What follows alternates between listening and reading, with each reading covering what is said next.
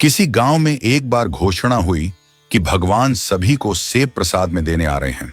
गांव के सभी लोग बड़े उत्साहित थे और भगवान के दर्शन के लिए तैयार होकर लंबी कतार में खड़े हो गए। उनमें एक छोटी बच्ची भी थी जो पहली बार भगवान के दर्शन करने जा रही थी। वह बेहद खुश थी और भगवान से मिलने तथा उनका प्रसाद, एक बड़ा और सुंदर सेब पाने की कल्पना में मग्न थी। आखिरकार प्रतीक्षा का समय समाप्त हुआ। भगवान ने अपनी दिव्य उपस्थिति दी और सभी को बड़े प्रेम से प्रसाद में सेब देना आरंभ किया। जब बच्ची की बारी आई तो भगवान ने उसे एक बड़ा, लाल और चमचमाता सेब दिया। बच्ची का हृदय प्रसन्नता से भर गया, लेकिन जैसे ही वह सेब लेकर कतार से बाहर निकली, अचानक सेब उसके हाथ से छूटकर पास की कीचड़ में गिर गया।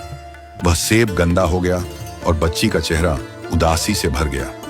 अब उसे दोबारा कतार में लगना पड़ेगा। दूसरी कतार पहली कतार से भी लंबी थी। बच्ची ने सोचा कि इतनी लंबी कतार में फिर से लगना मुश्किल होगा, लेकिन उसके पास और कोई विकल्प नहीं था।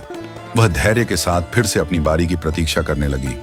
इस बीच कतार में खड़े अन्य लोग ईमानदारी से अपनी बारी का इंतजार कर रहे थे और प्रसाद के रूप में सेब लेकर जा रहे थे। बच्ची देख रही थी कि आधी कतार को सेब मिलने के बाद भगवान के पास सेब खत्म होने लगे। अब बच्ची और भी ज्यादा उदास हो गई।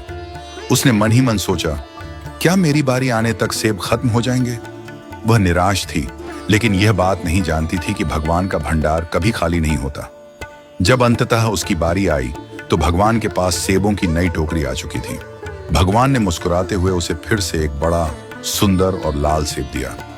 इस बार भगवान ने बच्ची से कहा, पुत्री, तुम्हारा पिछला सेब एक तरफ से सड़ा हुआ था। वह तुम्हारे लिए उपयुक्त नहीं था, इसलिए मैंने ही उसे तुम्हारे हाथ से गिरा दिया।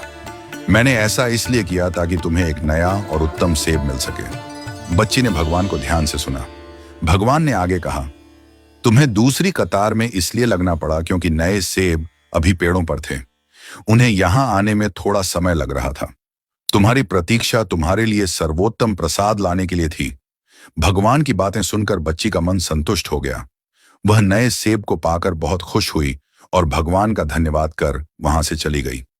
यह कथा हमें सिखाती है कि अगर हमारे किसी काम में विलंब हो रहा है तो उसे भगवान की इच्छा मानकर स्वीकार करें। जिस प्रकार माता पिता अपने बच्चों को सबसे उत्तम चीजें देने का प्रयास करते हैं, उसी प्रकार भगवान भी अपने भक्तों को वही देते हैं जो उनके लिए सर्वोत्तम होता है। भगवान के भंडार कभी रिक्त नहीं होते।